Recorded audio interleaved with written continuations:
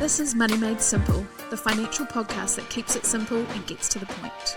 Kia ora and welcome to Money Made Simple. I'm back, Liv.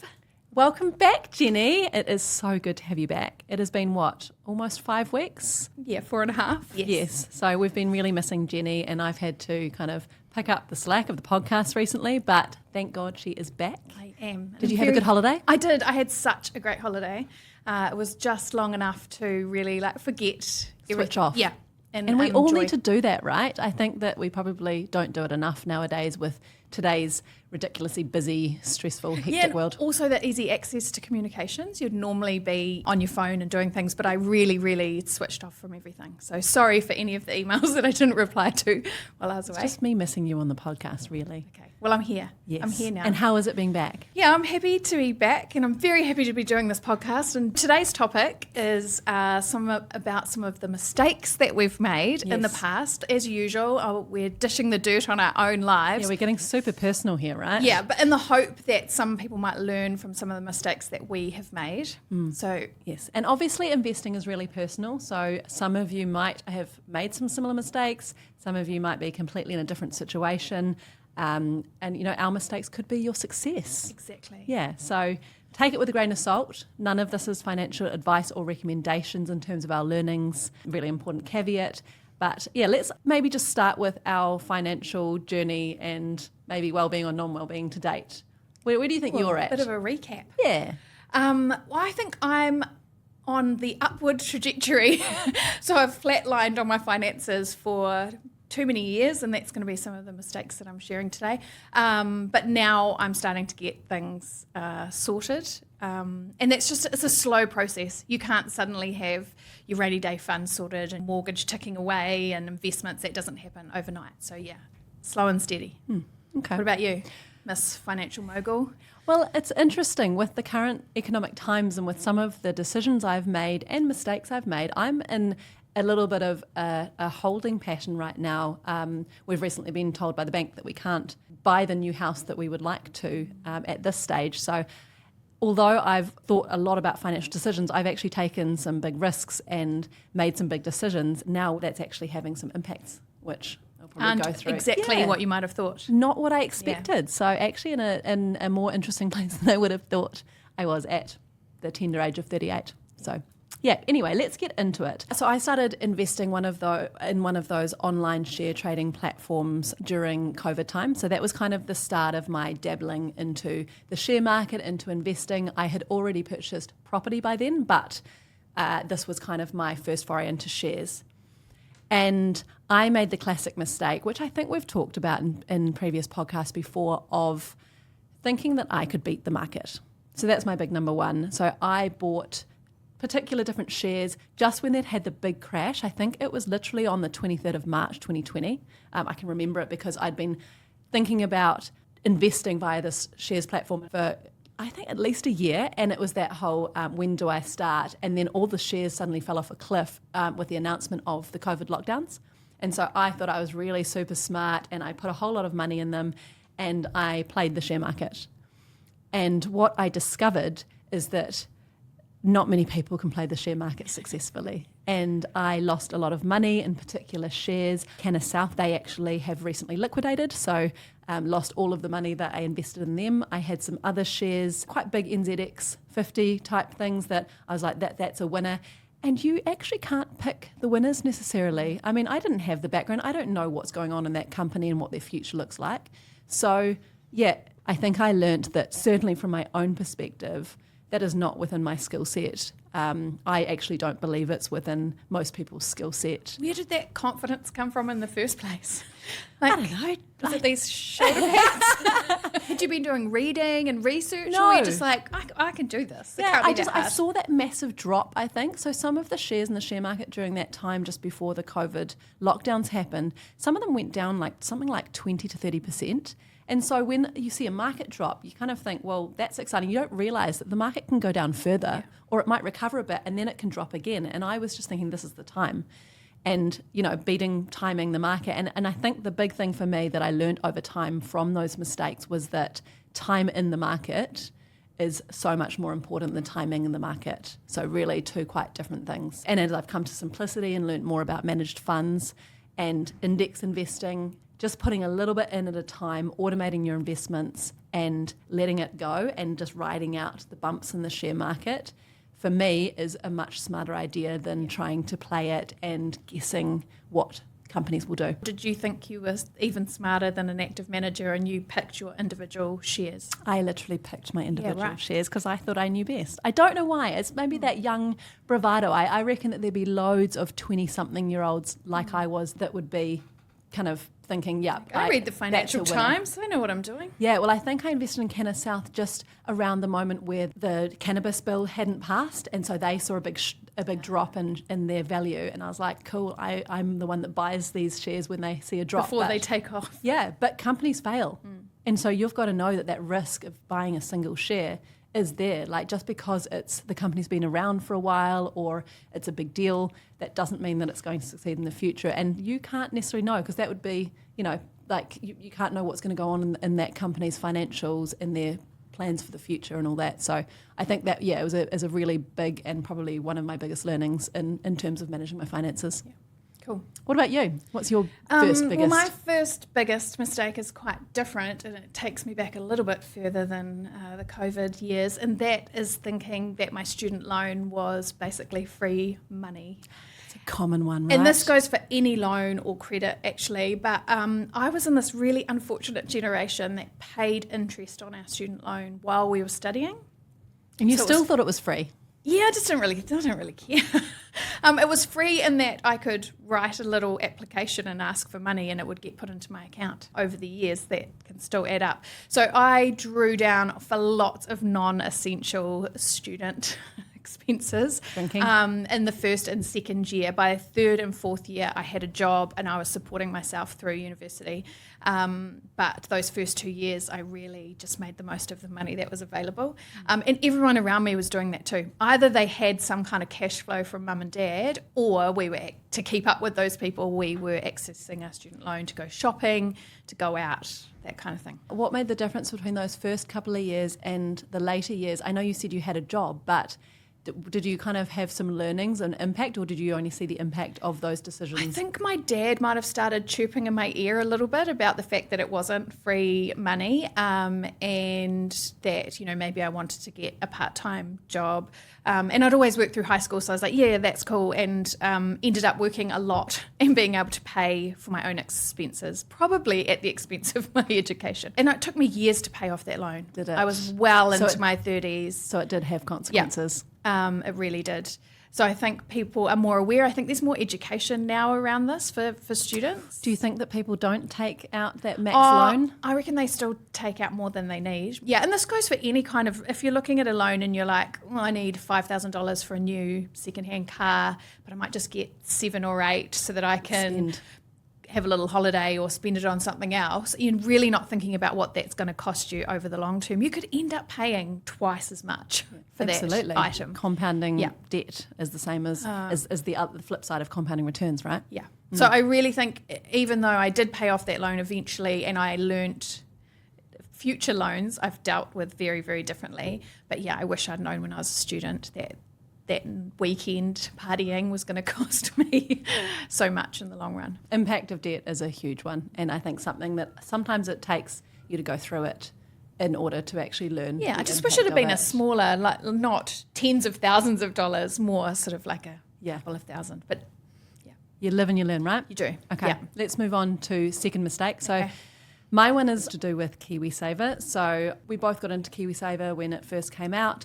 I, like most people, wasn't very engaged in it. It was new, didn't understand it. Once I did start to engage with it, I got a little bit wrapped up in the hype. I saw a whole lot of advertising and a lot of people talking about the hype of a particular active manager, and the returns that this active manager were making were off the charts.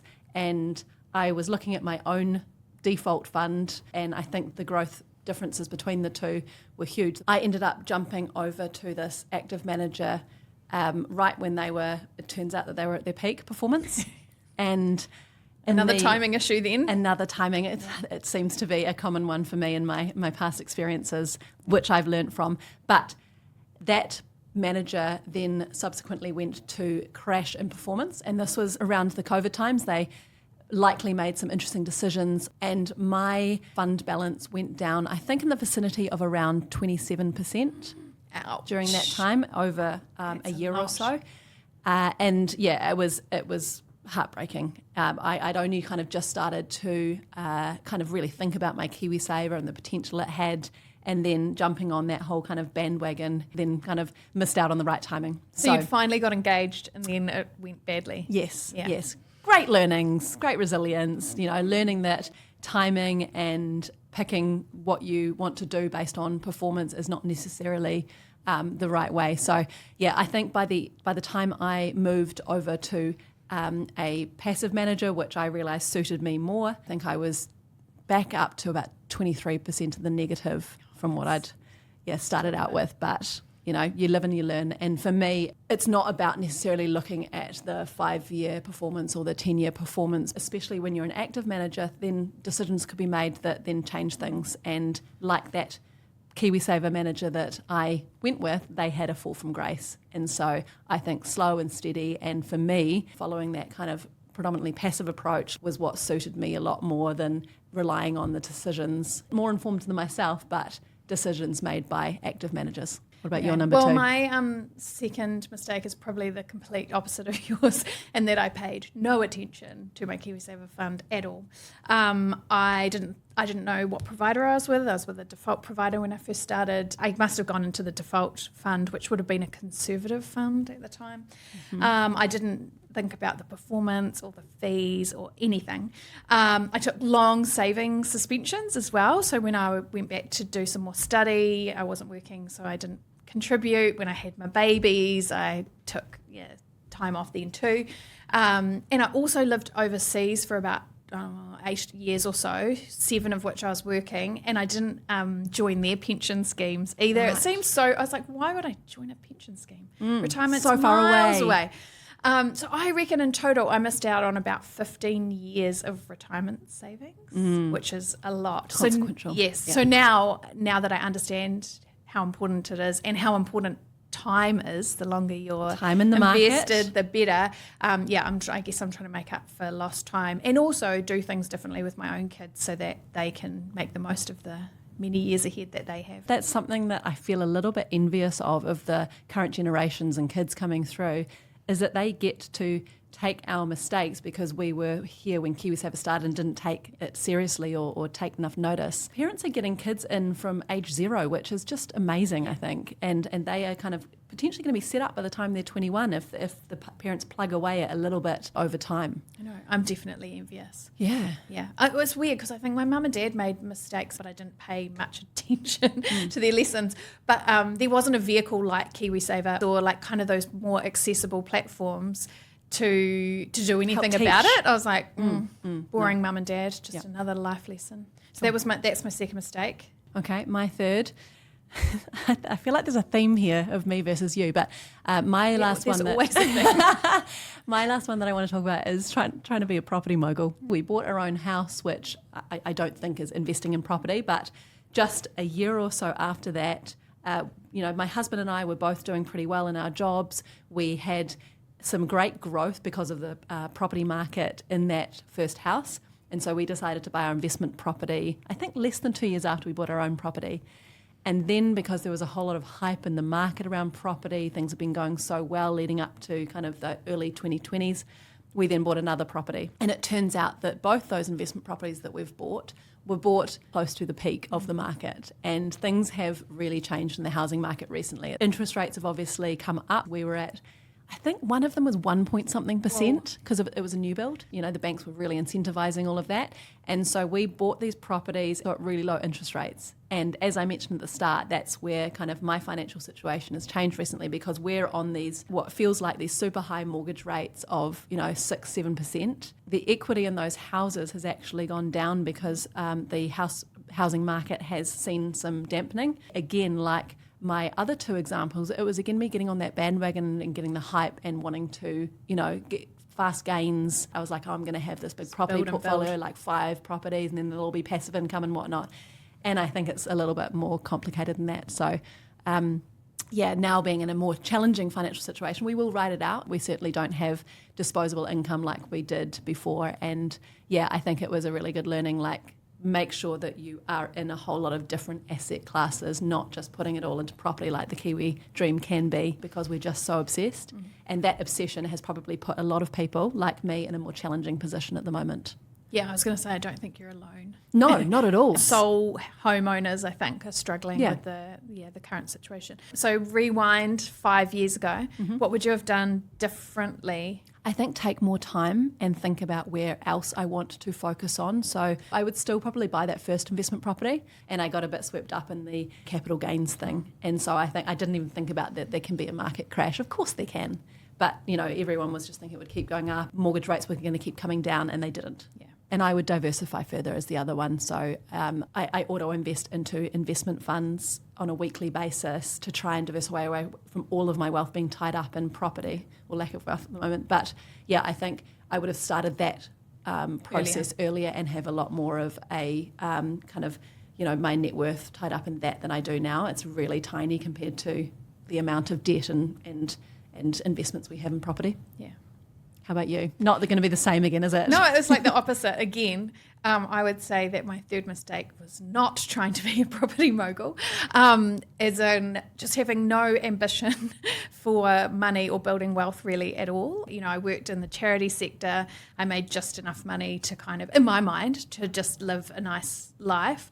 It didn't seem relevant to me buying an investment property or even investing any of that, even saving for more than just a holiday or something. Living in the moment, right? I was living in the moment, and never thinking about the long-term future. So I wish that I'd had a little bit more ambition for myself and my family, maybe 10 or even 20 years ago. But I think it's really easy if you're not making lots of money or things are a bit tight to just say that the future is irrelevant. I've just got to survive now. But if you can afford to put $5 or $10 into a investment account or even a high yield savings account, just something, let it do its thing. Over time, it will start to build up. But doing nothing, that's the worst thing to do. Wealthy people get wealthier and poor people stay poor because the wealthy people know how to make their money work. Money makes money.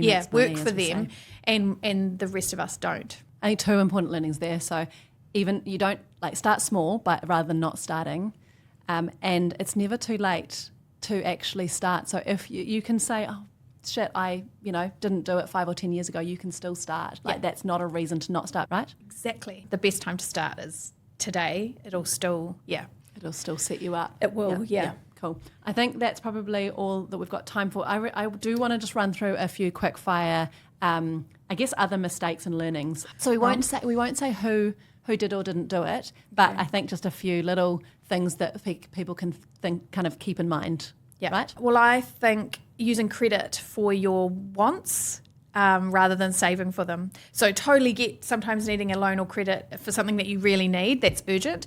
But if we're just talking about another pair of trainers or a new TV, you should save for that. Yep. Yeah, I love it. Linked to that is when you're talking about credit for things that you really need, rainy day fund can kind of help you stop that. Make sure that you prioritise that at the start of your budgeting or planning journey. One thing that you mentioned while we're there is taking KiwiSaver breaks or kind of contribution holidays or savings suspensions. That might not be a mistake necessarily. It might be the right thing at the time, but just making sure you weigh up your options first and think about the long-term consequences. Another one for me is not having long-term goals, so not understanding what you're actually working towards, because it's kind of quite hard to be motivated and put money aside if you don't actually know why. Yeah, that's that lack of ambition again, isn't it? Like you had your what's FIRE stand for? Oh, financial independence, retire early. Yeah. Still have it. Yeah. I don't have an acronym. I'm going to make one up. I'll bring it to next the next podcast. And I think on that note, having that head in the sand mentality, so not thinking about it and thinking it's too long away. I'm 30. I have 35 years. That was hard maths until I retire. I think just not thinking about it is a big mistake you can make as well. Yeah, for sure. Cool. I think that's enough. That's enough mistakes to take away. Cool. Well, hope you enjoyed learning about our failures. Yeah. Or just that everyone's on some kind of sort of learning journey around their money, and some things go well and some things don't. Yeah. And if you can learn and not make the same mistakes as others, then that's... Yeah. And I think an important thing to note here is we're only human. Like we work in finance and we make mistakes and we'll keep making mistakes the whole way through. We're only human. Yes. Not financial Despite superheroes. the shoulder pads. And the cape. Yes. Cool. Awesome. We will catch our listeners next time, and thanks for tuning in. Thanks for having me back.